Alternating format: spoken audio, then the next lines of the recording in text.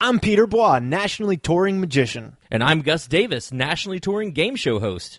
We don't get regular Saturday nights because we are out performing on the weekends. That's why Mondays are so special to us. They are our Saturdays. We will help you get through your Monday by joining us on our Saturday. Monday is the new Saturday. Welcome to Monday Club.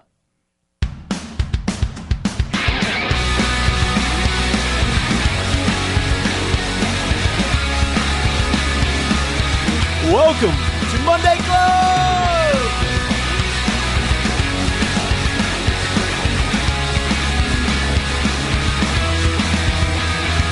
What is up, Monday Maniacs? Welcome to Monday Club. I'm Peter Bois. I'm here with my amazing voice mate, Gus Davis. Welcome to Season 2. That is Year 2 of Monday Club. This week we cheers to flying people on witches' brooms. Someone bought us an IPA. We're going to make the bitter, better beer face. St. Patty's just happened. We talk about that. Deception TV show, Magic on TV. This week in the news, we make up the news. I've been on the road. Gus has been on the road at a Waffle House. And we're going to teach you some very important life lessons this week. Welcome to Monday Club.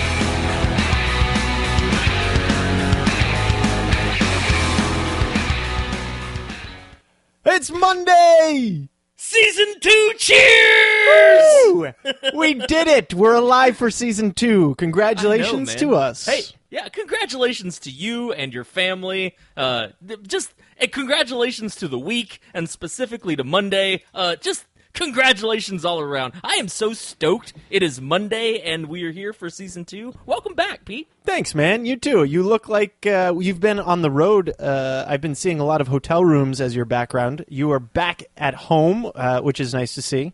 Yeah, man, for Season 2, I am bringing the thunder, man. I actually have, I'm sitting in my own chair, and there's no weird hotel noises in the background as I'm recording. It's really great. That's great. It's the little things that you miss. No more naked people all in the bed and everything. That was weirding me out on the Skype. Yeah, no maids, no towels in the background. It is awesome. Empty bottles of bourbon.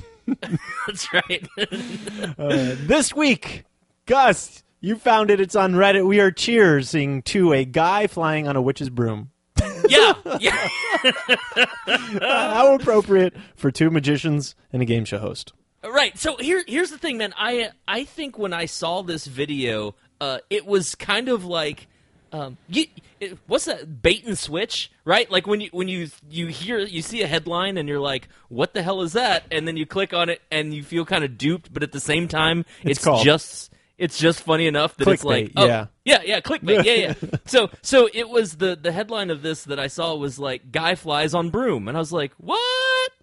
I want to see that. And I click on it, and then Pete, what is it? What's the video of? This guy, I don't know, it seems like a teenager type dude, has a regular broom from his house, I guess, and he has it between his legs in witch fashion, and he jumps up, and he just looks like he's floating around the yard with his feet, like patting his butt. It looks like. right. So it's basically stop motion, right? Yeah. Like they edit it so he just keeps jumping over and over again, but they edit the video so that all you can see is the top of his arc. And to this guy's credit, I mean, his jumps are pretty solidly at the right spot for the whole thing, and so through stop motion, it just looks like through jackassery and stop motion. It looks like he's just flying around on his broom at the same height every single time, all across his backyard. It looks like his feet are propelling him through the air, like he's swimming in the air with his feet, kind of pushing the air behind him and to go forward. I want a second. He's jumping at the same height every time, which is amazing. Yeah, I mean, kudos to this guy. P90X quads right there. That's right. It's like, for flying on the broom, he is certainly hitting leg day today. Witches don't let witches skip leg day. That's right. My favorite part of this video, also, Monday Clovers, is that you can see that he's trying to be as big of a jackass as he can. There's a trampoline in his backyard, and he jumps onto the trampoline and flies around on the trampoline for a minute, and then jumps off of the trampoline. And you can see that one moment where he's way up high, and then he just kind of slams down into the ground and keeps jumping. It would have been cool if he. It looked like he was gaining altitude. Right. Anyway, look. Teen, whoever you are, who decided that you were going to make a video of you just jumping all over the place and edit it so it looks like you're flying around on a broom like a jackass, we here at Monday Club definitely know jackassery, and we raise our glasses high and salute you, flying on a broom guy. Cheers. Cheers to flying on the broom guy. This week is a very special week because we were purchased beers this week by we none got other. On a free drink. Yeah, by none other than the one, the only Mr. Eric Diddleman. Thank you, Eric, for our beers. So a couple episodes ago, me and Gus were talking about how much we don't like IPAs, and right. Or it's a lot of IPAs just go for full-on bitter, crush your mouth, and sometimes I can find an IPA I like, which is, and Eric is a self-professed beer snob / connoisseur, and he loves IPAs, so he bought us a drink. He sent us money at mondayclubpodcast@gmail.com through PayPal, and he said this money is for an IPA with the highest IBUs you can find. An IBU stands for International Bitter Units, and so the higher the IBUs, the more bitter your beer is. And so I got my beer. Gus, do you have your beer? Oh, I do. I haven't spoken in a long time because my face puckered inside of itself. Oh, my God. Yeah, I have it. So I haven't even opened mine yet. I'm going to taste it on air. You hear that? Yeah, I hear it. Crack in my can. Mine is Baxter Brewing Company Stowaway IPA. I don't know if you can see that, Gus, but there is a skull and crossbones on mine. Hey, funny story. There's a skull and crossbones on mine, too. Holy Maybe it's just because it's an IPA. It's going to kill us. I'm a little afraid to try this. I haven't tried any of the 6-pack yet. But mine is 6.9% alcohol by volume, and it is a full 69 IBUs. Giggity, oh my giggity. God. Good luck, man. All right, what is your IBU count? I was looking for it, man. I think it's 60? 60. Oh, that's pretty decent. So I wonder, I don't know how high they go, but 69 seems the perfect number for Monday Club. Yeah, for Monday Club. Yeah. All right, man. Well, here, we got to go through this together. All right, you ready? More cheers. All right, here we go.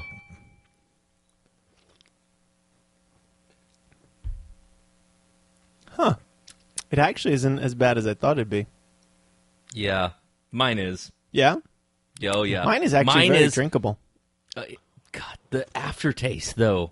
Oh, my God. Here, this is really this is Eric. Thank you so much. I actually like this IPA, and it has a high IBU. So, holy crap, that never happens. Yeah, well, Eric, I stand firmly in the Russian judge's corner on my IPA.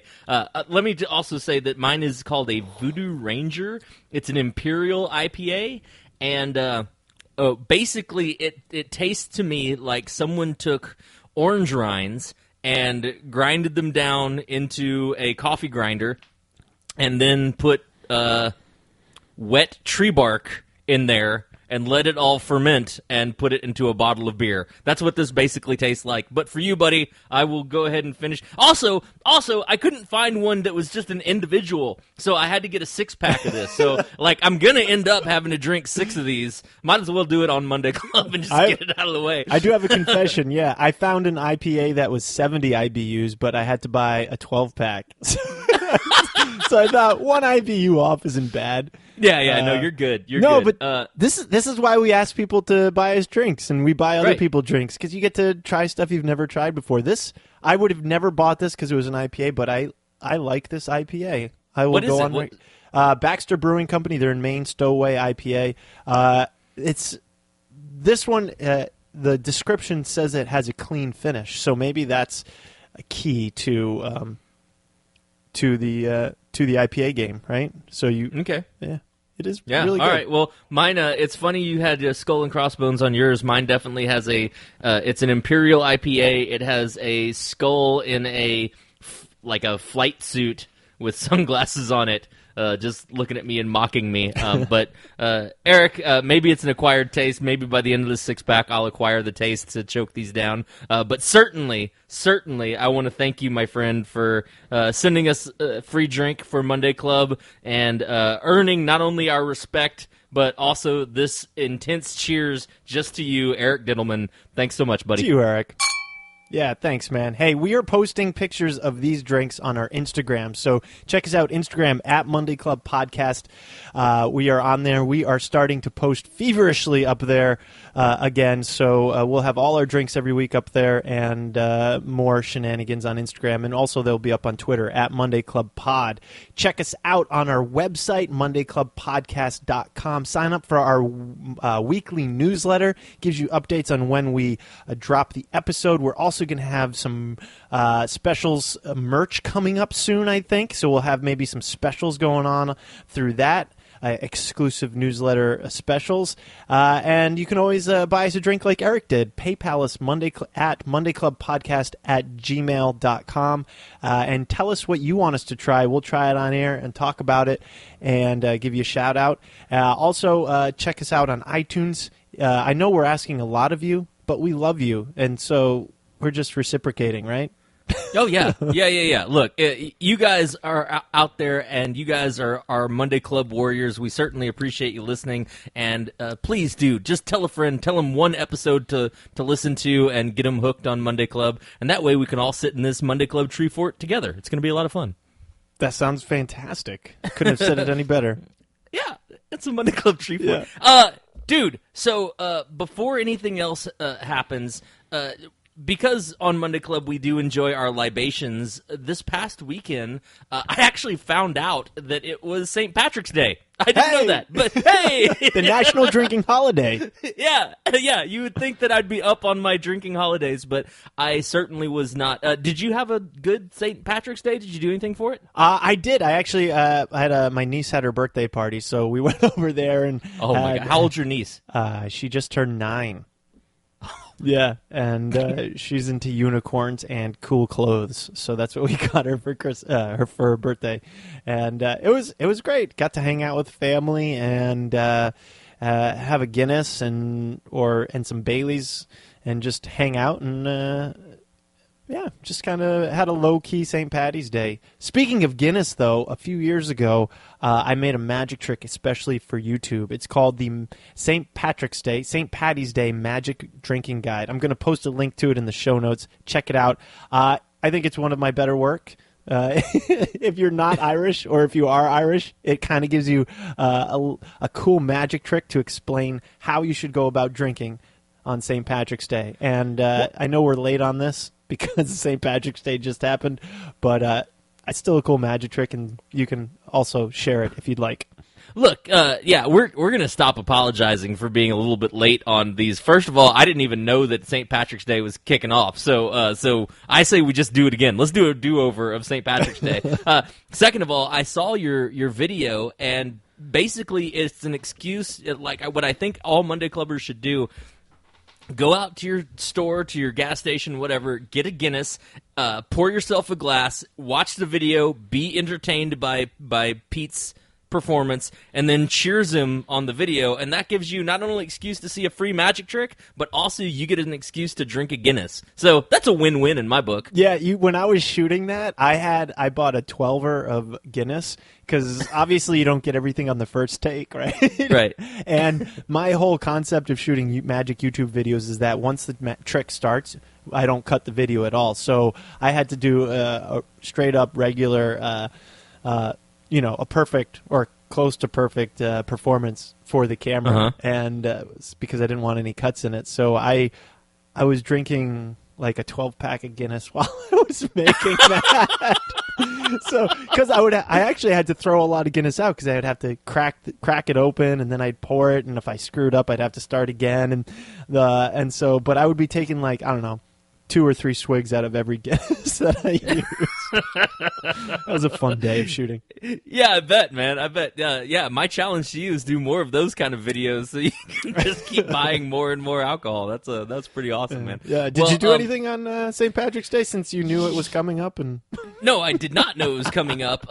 Here's what happened on my St. Patrick's Day. I got home the night before St. Patrick's Day, and it was on Saturday. Yeah, it was on Saturday. And so my wife and I had made plans like a month and a half ago to have like a full-on date day on that Saturday. And for those of you who've been listening, y'all know I've been on the road for pretty much a month straight. So this was on the calendar, cannot miss. We got some plans. And our plans were that we were going to go and make sushi on Saturday. Like from start to finish. Make it. Like create it yourself. That's correct. Like, not go out for it, but create sushi. And to lead up to this, I had gone out and I'd gotten like a DVD on how to make sushi and like a sushi mat so you could do the roll, and a book on how to create your own sushi. And, we've been reading these things and getting our minds ready for it. Anyway, we go to our local Whole Foods, which is basically in a part of Austin that is, it's both living space and like a mall. It's like it's a combo, one of those things where you'll see apartment buildings on top of a Macy's and stuff like that. Anyway, we go to this Whole Foods, and while we're driving in, we take a wrong turn in the parking lot, and we end up in the parade route for St. Patrick's Day. And so, that's awesome. Yeah, so there's all these people, with dyed in green and cars that are all bedazzled out with green jewels and people drinking green beer. And here we are in a white 4Runner with 2 people who are not wearing any shade of green at all. Just driving through, trying to make a left turn, guys. Was that the moment you realized it was St. Patrick's Day? Yep, that was the moment I realized it was St. Patrick's Day. People are throwing Mardi Gras beads, and there's actual floats and guys on stilts wearing all green and green top hats and all of that stuff. And quite literally, until we made that left, we had no idea that it was St. Patrick's Day. And then we ended up in the parade route for a minute, and then we had to like wave to a cop, and they're like, "Yeah, y'all need to exit right here. Just get off the street." And so that's hilarious. It was funny. And so then we went to Whole Foods, and we got all the stuff, man. Now, I want to describe this to you real quick in case you ever decide to do this yourself. We bought sushi grade fish that was a special section that was frozen over by the fish. What are those called? Fishmongers, fish butcher, whatever people. Then we got all the seaweed wrap. We got rice. We went to a different store to get a rice maker because we wanted to make sure we had our sushi rice cooked the right way. We sticky got wasabi. Rice, right? Yeah, white sticky rice. My wife is a full-on vegetarian, so she got like asparagus and mango and avocado to mix into her sushi rolls. Then we brought all that stuff home, and then we realized like we needed to clean our entire kitchen to have a really nice space to make the sushi. So after we bought everything, we came home, had to clean the kitchen. My garbage disposal had been broken, so I had to fix the garbage disposal before we could begin. We finally got started. We started making rice. Then we started preparing all the vegetables, preparing the fish, and cutting everything up and getting everything ready. We didn't eat until 10 o'clock at night. We started at like 2 o'clock in the afternoon. I was going to say, that's a lot of work for sushi when you can just go to like Fuji restaurant. Wait, I'm not done. We didn't eat till like 10-something at night, and you got to roll the sushi, like you got to put the mat out and put the seaweed stuff on there, the nori, and then you got to pat the rice down and you put the fillings in and roll it up. And I got cream cheese and fish bits everywhere all over our house. And the first roll I made, the seaweed didn't touch, and so it was nasty and it didn't fit together. Anyway, out of the 8 rolls that we had planned to make and that we prepped and did all the work for, we both ended up only making 2 rolls apiece. We finally ate at like I said, like 10 o'clock at night. I did the math between buying a rice cooker. Oh, and we had to buy sake, of course. You gotta have sake for your sushi. Well, I didn't have a sake set, so I bought sake and I bought the nice 4-piece sake set. We ended up spending like $240. You could have gone to one of the nicest sushi places. Dude. Yeah. And we could have gone to Uchi, which is like an internationally recognized sushi place, and just put down the black card and just like eaten whatever we wanted to, and gotten sake for the amount of money that we spent on this stupid sushi. And when our end result, Monday Club, I was proud of the sushi rolls we made. They tasted just fine, but they didn't taste like a master sushi chef made them. They tasted like we persevered and we made sushi. And my wife and I were very happy with the entire experience from 2 o'clock until 10:30, 11 o'clock at night when we finally finished eating our sushi. That's not including putting all the stuff away and cleaning everything. That's just when we finally ate. So we stood up after eating only 2 out of the 8 rolls that we had planned. And we took the CD, and we took the sushi mat, and we took the DVD that came with it, and the book, and all of the fixins that we had gotten from the sushi, to prep for how to make sushi, and we threw all of that directly in the trash. And we were like, we will never ever make sushi ever again. That's incredible. What was a $200 life lesson? It was a $200 life lesson that we got a rice cooker and a sake set out of. Yeah. Well, you kept the sake set. That's of course. We'll still do that. Yeah. You know what they needed? You should have tried. It was St. Patrick's Day. You should have tried corned beef sushi. Oh my God! Corned beef sushi. Oh, yeah. I guess we'll never do that, but sure. Well, now that you threw it all away, I guess you won't. Yeah, it is gone. So anyway, I posted a lot of the pictures on my personal Instagram and Facebook if any of you are interested in seeing the journey of our sushi making experience. You're welcome to ask me any questions about our experience, and I'll tell you honestly. But we had a lot of people who were posting on our social media sites like, "Hey, when are you going to invite us over for homemade sushi?" And I'm going to tell you right now, Monday Club, never. It is never going to happen. I will always go out, and like you said, man, we could have gone out to the most expensive sushi restaurant in Austin and done it completely up with no limits and spent less than we did on making our own sushi. Lesson learned, man. Lesson learned. So that's how I spent St. Patrick's Day. My biggest concern about making my own sushi is that I'll screw something up with the fish or buy the wrong fish and then kill myself with food poisoning. Okay, so I can help you with that. So when I was concerned about that too, obviously the raw fish is the scariest part of making sushi. The rest of it is on the surface pretty easy, right? You've got this seaweed sheet that you lay down, and you've got rice. Everybody can make rice. It's really easy. And just your stuffings that you put in there. So on the surface, and that's way oversimplifying people who actually know what sushi is and how to make good sushi, but on the surface, that's all you got to know. The scariest part is the fish, and so that's why we went to Whole Foods and spent $1 bajillion at Whole Foods, was because I went to the fish counter and was like, look, we're looking for sushi-grade fish. And the guy behind the counter was like, and I told him, I was like, straight up, we've never made sushi before, and so this is our first time. And the guy was like, well, listen, in Texas, and I don't know how it is in other states, but I'm assuming it's going to be very similar. In Texas, grocery stores are not allowed to sell you sushi fish, even if it's sushi grade or sushi quality. If you tell them that you're going to use it for sushi, they're not allowed to sell it to you, just for their own personal liability. But at Whole Foods, and I don't know how it is at other grocery stores, but certainly at your higher-end grocery stores, they had in that same section a freezer that was designed just for sushi fish. And so it came in frozen packets, and it was sushi-grade fish. They had all kinds of different tunas and salmons and shrimps, and I don't know what other stuff they had there, but I got these tuna and salmon that were in these frozen blocks that you take home, and when you're ready to, you just let them defrost. And when they thaw, you have 24 hours to eat them, and they're like just sushi-grade fish. The pros of that is you're getting something that you can feel pretty confident that you're going to eat and not feel weird. I didn't feel bad in any way, shape, or form from either of those two fish. The cons of it are that if you go to a real sushi restaurant, they're going to get fish that was alive that morning and is now on your plate. And so you can definitely taste the difference in quality.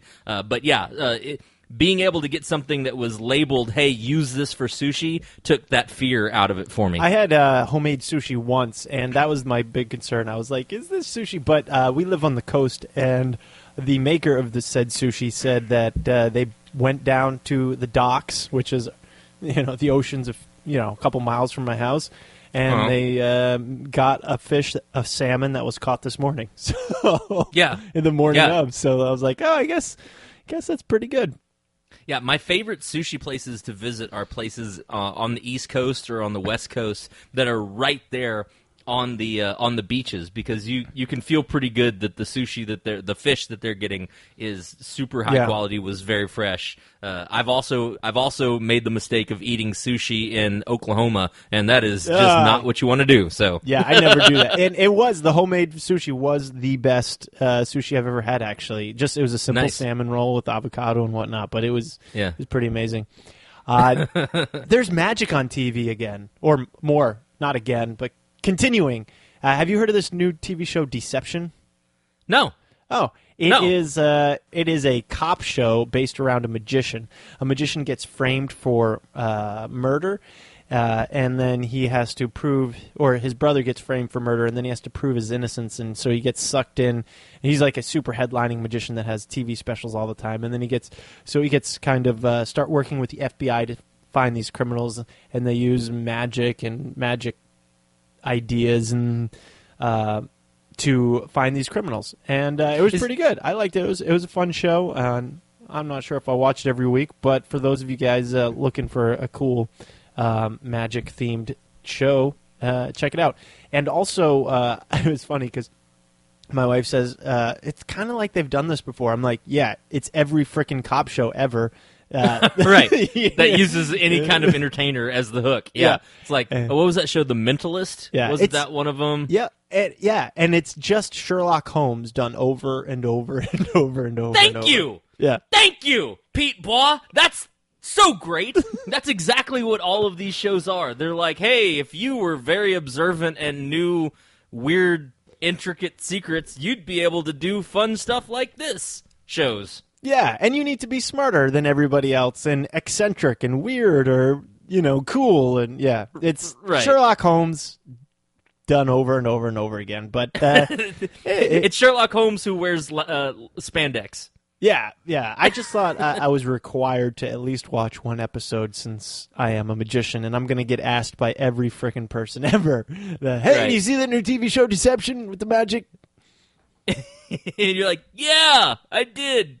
It's great. Want to see a card trick?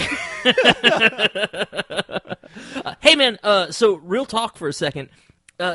Did you ever watch the live Copperfield specials when they came on? I don't think I've ever seen them live. No, I've seen them after the fact.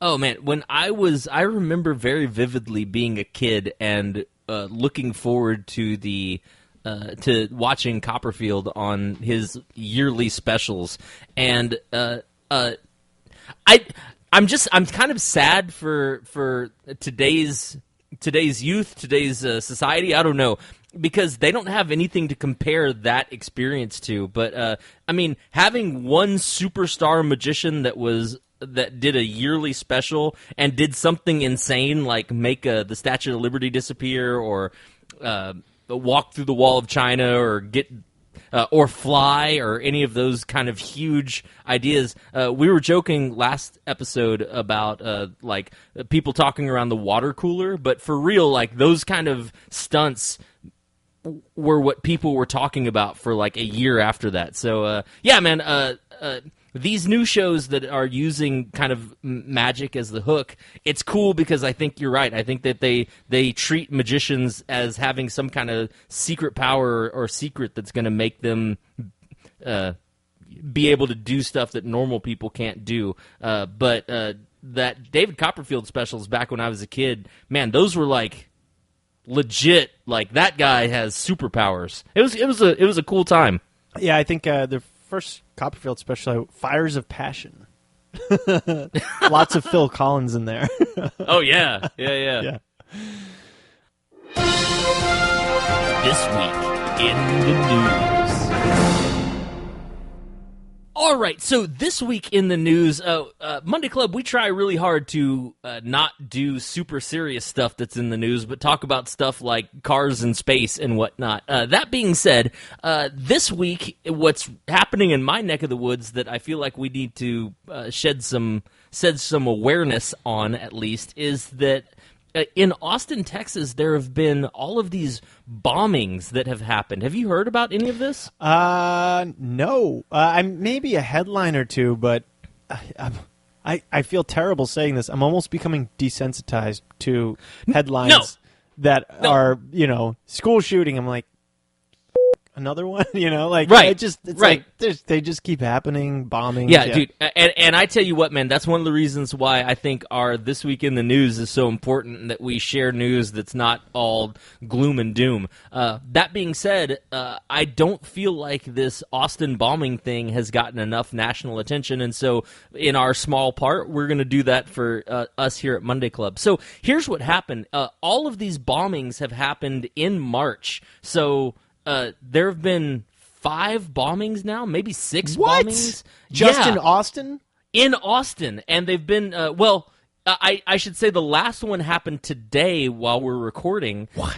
A package that was in a FedEx hub being shipped to Austin from San Antonio exploded in the FedEx hub. Luckily, nobody was killed in that bomb, but it was police just confirmed that it was heading to Austin. A lot of these bombs have been targeted to minority areas and sent to people's houses. They've opened them up. A 17-year-old kid was exploded in his house, and his mother was injured in the explosion. There was a package that was left on the side of the road that had tripwires attached to it that exploded. And it's like, I mean, not to make fun or be light in any way, shape, or form, but honestly, it's like a scene out of the Batman comics. Like there's an arch villain somewhere mailing bombs everywhere, and man.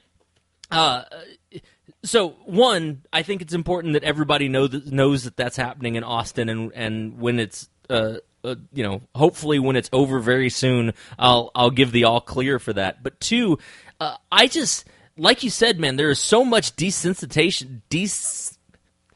I'm desensitized. I'm desensitized. Yeah, that one, desensitization to all of the just crazy that's happening in the world right now. That it's hard to kind of keep track of all of it, and it's definitely hard to feel or care for every single thing that's happening. So today, this very day, I was sitting at home.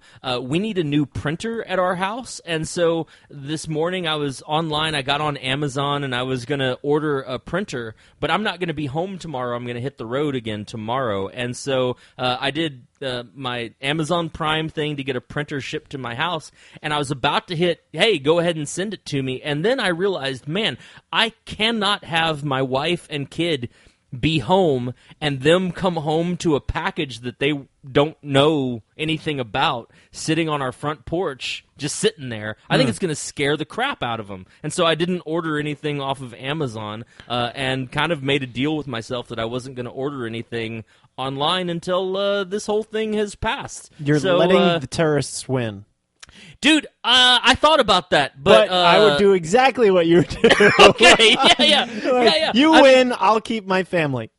Right, exactly. If me not ordering anything online can make my family not feel scared when they come home to our house, then that's something that I have to do. And are these packages that they didn't order? So they're just So apparently, someone is randomly sending to places. They're not. It doesn't seem like there are specific targets. Let me ask you this. I don't know. I don't know the answer to that question. But let me ask you this, man. How many packages come to your house on a week? Oh my god, I don't know. 10? Lots. Yeah. Right. Almost one a day. I'm the same probably. way. I order so much stuff off of Amazon that having an extra random package on my porch wouldn't mean anything to me. Like, Yeah, I wouldn't true. know. I wouldn't look and be like, hey, there's 3 instead of 2. Like, I wouldn't know that. Yeah, and be like, oh, I just forgot I one-clicked this one, you know? Right. Exactly. Yeah. Exactly. So, anyway, my heart goes out to all of those people who've been affected by these stupid bombs. And, man, just screw you, bomber, like, for hurting people and hurting their lives. And I hope you go to jail real quick. Ditto. This week, we make up the news. All right, on a happier note, this week we make up the news. This is new for Season 2. I have found 5 headlines. These are real headlines I found off the internet and off of news sites. And I have not read the articles. I'm too lazy to read all of them, and I don't want to read all of them. Gus hasn't read the articles. Not only has Gus not read the articles, he has not even read the headlines. He doesn't know what's coming. So I'm going to give him a headline, and then he's going to tell me what this article is about. So he's got to make it up. This is testing Gus's improv skills. So if you're an improv troupe looking for an amazing improvisation artist, Gus Davis is your man. This is going on as promo reel. Please call in. We'll be happy to put you on air and do this. Yeah. So this is where Gus starts sweating really bad because he has to make up a lot of funny real quick. Are you ready, Gus? I am, Pete. All right, here we go. Headline: Viagra has unexpected medical benefits for another private body part. What? That's a crazy headline. I thought it was only good for one private part. It's good for 2? No, man. Definitely. It definitely has benefits for one other body part. That body part is your feet. Did you know that if you take Viagra, I mean, this is all in the article, Pete, but if you take Viagra, it will make your shoes fit better because the blood from your feet will go up through your ankles and end up in that certain other male body part. And so if you're like me and if you're really starting to get into jogging, and if your running shoes are kind of making your ankles swell a little bit, the secret to getting rid of that ankle swell is very simple. Take 3 Viagra right before your run. Take a drink. Put on your running shorts. Put on your shoes, and just be impressed as your feet shrink down to perfect runner shoe size, and you run with basically a tiller to help you navigate your run and your win. Always point true north. Does this work for women? I would suggest that women consult their doctor before trying this. Headline: Doing one simple thing will instantly make you sound smarter, according to science. We're not even concerned with being smarter anymore. We just want to sound smarter. What? Tell us more about this, Gus. It's actually a phrase. It's a phrase that I think everyone should know when they're trying to sound smart, but they have no idea what it is. And you might hear me use this a lot during the podcast. The phrase is, well, you see? And see, when you say, well, you see, what you're doing is you're setting yourself up where you give yourself a little bit of breathing room, but you also are acting like you're already proving your point when you genuinely have no idea. So watch this. Ask me a math question. Gus, what is 25 plus 38? Well, you see, Pete, the answer to that question. You see what I did? Yeah. You see what I did? Yeah, I made you feel stupid because I acted like I knew what I was talking about. Where genuinely I didn't know what I was doing. I got you. But you couldn't tell. No, I couldn't. I had no clue. You had no clue how to add. Thanks for clearing that up. Of course. Headline: Shingles is nasty, and the new vaccine works well. Why do adults avoid shots?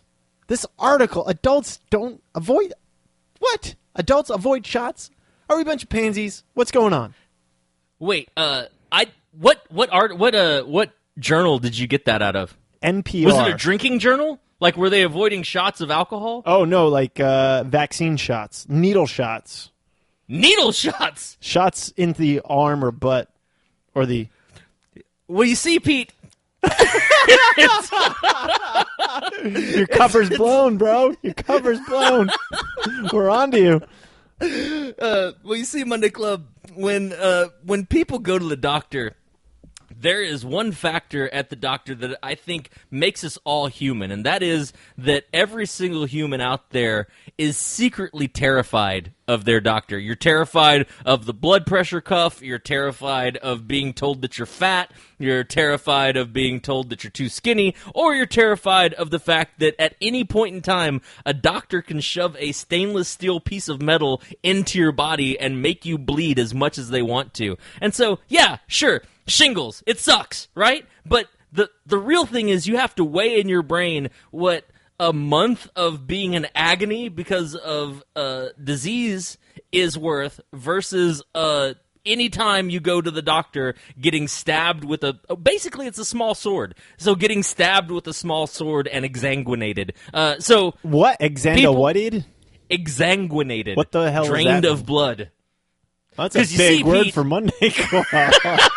See, you just have to use big words to make me feel stupid. You don't have to say, you see, Pete. Yeah, that's my answer, man. I think for me, I err on the side of I'll just take the disease and suffer it out and eat ice cream instead of going to the doctor and getting stabbed with mini swords. Headline: Bill Hader reveals the whispered line that made him break on SNL.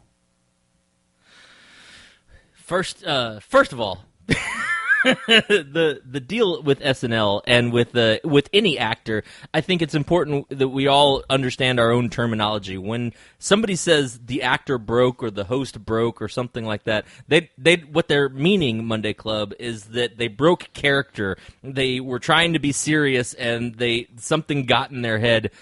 Jimmy Fallon was famous for this on SNL all the time because he would start laughing in the middle of skits and you just couldn't get him to stay in character. So I'm really curious. Do they actually reveal this line that made him break on SNL in the article? I'm super curious what that line possibly could be. Yeah. Bill Hader was going out on stage. As you all know, Bill Hader does his famous Mike Pence impersonation, and before he went out, the character known as Stefan came over to him and caressed him with one finger and whispered to him, "Our bunnies can meet backstage later," and it broke him. It broke him. It made him laugh right before he went on stage. Oh, wow. The mystery is solved. Yeah. It's connecting all the stories together. It makes perfect sense now. This is wonderful. Yes. Thank you for enlightening Monday Club on these wonderful topics of interest in our present-day society. Oh, you're welcome. Thanks for bringing it to the light in the news. Hey, it's time for Stories from the Road. Well, I was actually on the road this week. I had a show in Pennsylvania outside of Philly. I chose to drive instead of fly. When I did the calculations, it would have been expensive, and it would have been about the same amount of time to get up, get to the airport, fly to Baltimore, get a rental car, drive 2.5 hours to Philly, and then do my show, then get up really early and drive 2.5 hours back to the airport and get back home. So I decided to drive. It's only about 6.5 hours straight through, and about 7.5, 8 with a stop or two. And so I drove. I woke up. I left around 6 in the morning in a snowstorm. We got about 1.5 feet of snow. Nice. And it kind of was like a good thing, too, because I didn't have to worry about my plane being canceled. I could just drive through the snow. It was great. Anyways, I made it down there. Good show. A little light on the crowd. I thought I do kind of a teaser in the dining hall to promote the show. So I do like close-up magic to college students while they have dinner. And I came on this table, and they were very unimpressed by anything or wanting to be unimpressed by anything. There was one ray of sunshine, this girl sitting to my right that was actually smiling and looking like she was enjoying herself. And so I was giving up early on them. But then one of the guys said, "How about you give us $20 and we'll go to your show?" And What? I was like, "Oh, damn, you just threw down the gauntlet." So I was like, "Hey, that's not how this works. My tickets are normally $35. The college brought me in for free for you guys. And they're like, oh, that kind of shut them up. Yeah, so that kind of pissed me off. I was like, so this is the type of show I'm going to have tonight. Right. Did they come? Did they come to the show? No, they did not come to the show. Oh, nozzles. As far as I know. Maybe the ray of sunshine sitting to my right was. But everybody else at the school was really wonderful. But it was a small crowd, but they were a really fun crowd. Sometimes you have a really quiet crowd that's small, but they were a small, loud, and fun crowd. And I made a reference that I'm from Maine in New England, and someone shouts out, "Are you a Patriots fan?" And I'm like, "Yeah, I'm a Patriots fan." I totally forget where I am outside of Philly. And they were like, "Boo, boo." And that's not good. That's not how to start off a show. Hey, Philly, we totally played you against in the Super Bowl. But yeah, they had nothing to be mad at me about. And then someone yells out, "Are you sad?" And then I just hold up 5 fingers.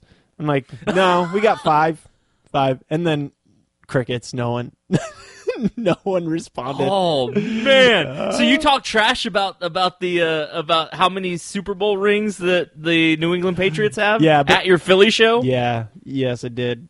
Luckily, that's great. They didn't seem to be that big of football fans, so they were just kind of fair weather fans, maybe. But in actuality, I think Philly, in its history, has more Super Bowls than the Patriots. But in recent history, the Patriots are dominating, obviously. Right. And so, yeah, that went good, and except for that Philly joke. And then I drove 8 hours or 7.5 hours home the next day, and it was wonderful not to fly. I kind of enjoyed driving.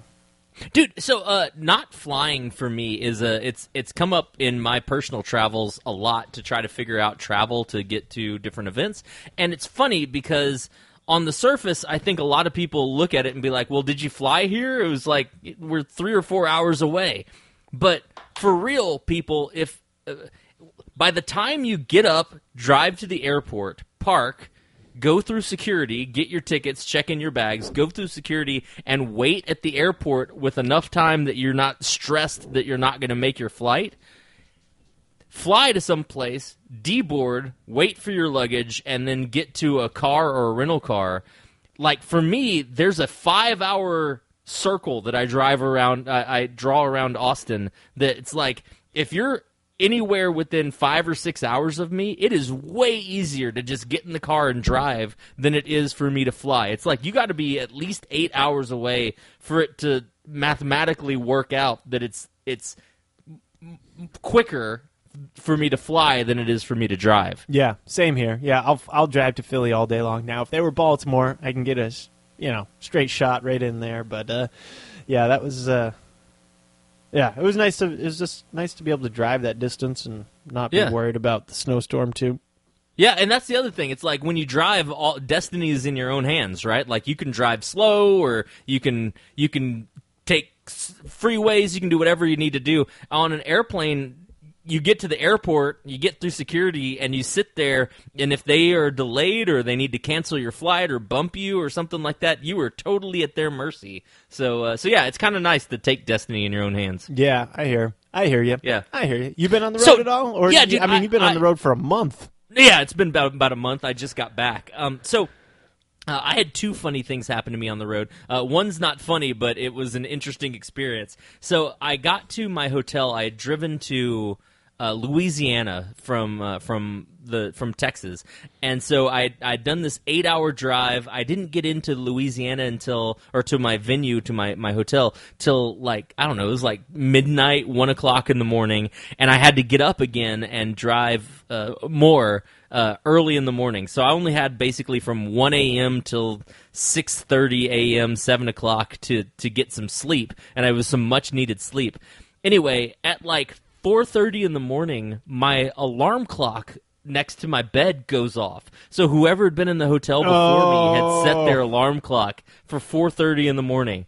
So I was so mad, and it's not my alarm clock. I don't know how this thing works. So it took me about 30 seconds of groggily trying to figure out how to make it shut up and never go off again. And so I was angry, but I was so exhausted that luckily I went back to sleep, which usually doesn't happen for me. So I went back to sleep, and then at 5:30, they had another alarm clock set on the desk that was away from the bed that went off, and I had to get out of bed to go turn that thing off. And it was like a joke, man. It was like somebody out there was targeting me specifically to just try to screw with me. Who uses the alarm clocks in a freaking hotel? You have a cell phone? What the hell? You have a cell phone, or you could call the front desk. Like, you have so many other options. And even if you use it, then turn it off. Like, it's the maids. Turn it off. It's the maids. Either they're screwing with you. I think they're screwing with you. Like, I hate this place. Screw this guy. Screw this guy. Yeah. This will be funny. Even though I'll be there to laugh at him. At 4:30 in the morning. So anyway, that sucked. That'd be creepy if they were there to laugh at you at 4:30 in the morning. They sneak into your room. At 4:30 in the morning, the alarm goes off, and you knock, knock. Housekeeping. So anyway, that happened, and then the next day, I finished my show, and I took my boss self out to Waffle House. And I want to tell you the exact quote that happened. So I walk into Waffle House. It's like 10:30 in the morning. And I walk in, and it's like I'm in the middle of Louisiana, and this just super sassy lady looks up from cleaning her little section thing, and she looks up at me, and she yells out at the top of her voice. She's like, "Well, welcome to Waffle House. We ain't got no knives or straws. If you can deal with that, then you come on in and have a seat." This is the exact reason why I love Waffle House so much. I know, right? I was like, if I could deal with having no knives or straws, then come in and have a seat. So I came in and have a seat. I was like, I'm not going to back out because you don't have knives or straws. This is good. You should have been like, do you have waffles? And okay, I'm debate in. Her. Yeah. So I come in and have a seat, and it was funny because I ordered an orange juice, and she brought the orange juice, and I immediately was like, well, can I get a straw? Never mind. Did she find that funny, or did she slap you? No, she just ignored it. And then I got my All-Star breakfast, and so I got my toast that comes with the All-Star breakfast, and I didn't have a knife to spread my jam or jelly onto my toast. And so I was like, well, I guess I'll use my fork. It's all good. It's all good. Anyway, it was funny how much Gus, I what's the actually difference use between straws jam and and knives. jelly? One has seeds. Shout out Danny Garcia. Anyway, those are my two fun road stories. The rest of it was just grinding it out and having some great shows, and I am happy to be back. I've been back for 3 or 4 days now, and I hit the road tomorrow for just a one-off, and then I'm back in my home base again for the next day. So yeah, man, it's good to be off the road after a month and kind of slowing it down a little bit. Hey, Gus, I have a surprise for you. What? I didn't tell you this. I am going to be in Austin, Texas in May. What? For one day. When? May 10th, which is actually my birthday.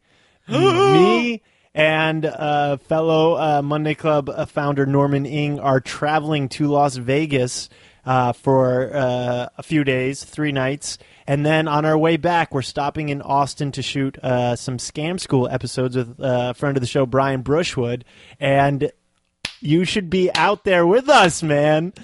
Oh, my goodness. Hit the button that makes all the cheering happen.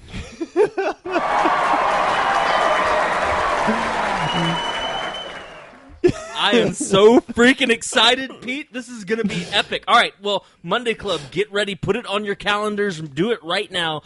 May 10th is when Pete comes to Austin, and we're going to have an epic Monday Club meetup. Dude, I'm so excited. Yes, this is going to be awesome. Cannot wait for that day. It's going to be a great trip. Teachable moments. My teachable moment this week is very straightforward. When you're ordering something online, read the description of what you're buying online carefully.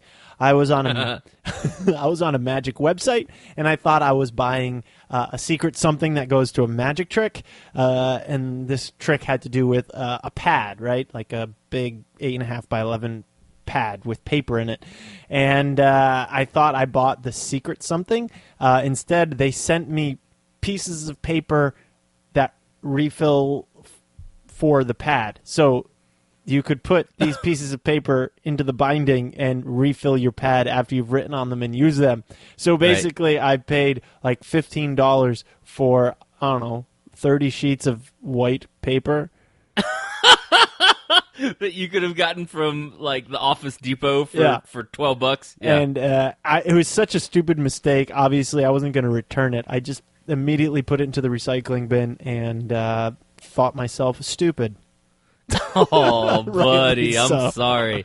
I'm so sorry. Yeah. Everybody's made that mistake where they buy something online and they get it and they're like, "Yep, that was me. That was totally me." That was a good teachable moment. All right. My teachable moment is this, man. I realized I was talking to my mom the other day. I had let her use my GPS to go on a trip last summer with my son, and she took him up and through the mountains and stuff like that, and I gave her my GPS.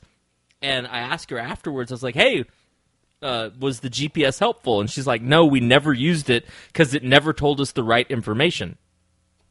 And it was so strange because I use it all the time, and it helps me navigate all over the country.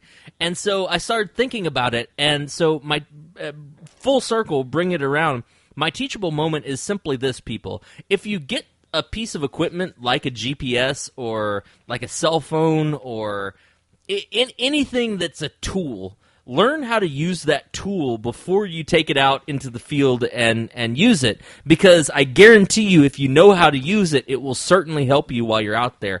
Case in point, on this last tour, I was driving to Louisiana again, and twice I hit traffic that and I used not only my GPS, but also my cell phone looking at Google Maps and the Waze app and other things.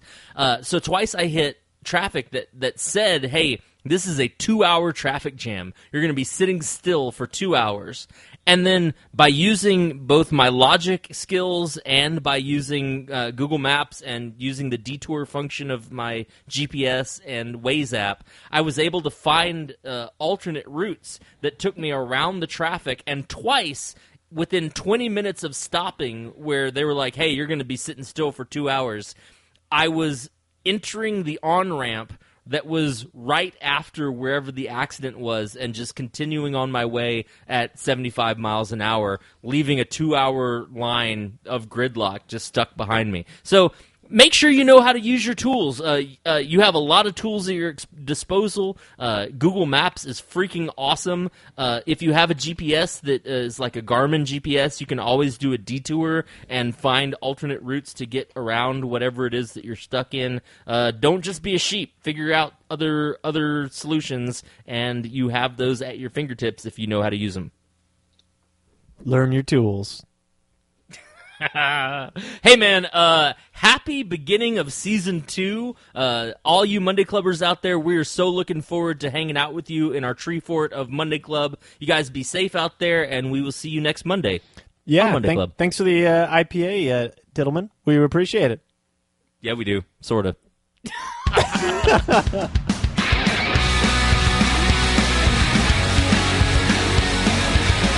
Thank you guys so much for being part of Monday Club. We love you so much. Check us out, MondayClubPodcast.com, Facebook.com/Monday Club Podcast, Twitter, Monday Club Pod, Instagram, Monday Club Podcast. Email us. You want to have any questions for us, comments, concerns, you want to buy us a drink, PayPal us, MondayClubPodcast@gmail.com. We want to hear from you guys. Special thanks to James Caldwell, our sound engineer, and Zach Holder for our music. Go out there and make this Monday miraculous.